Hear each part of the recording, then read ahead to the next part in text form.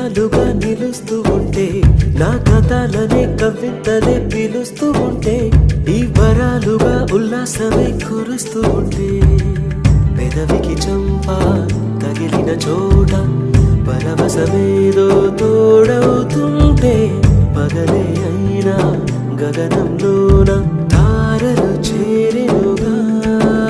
నిజంగా నేనేనా ఇలా నీ జతలో ఉన్నా, ఇదంతా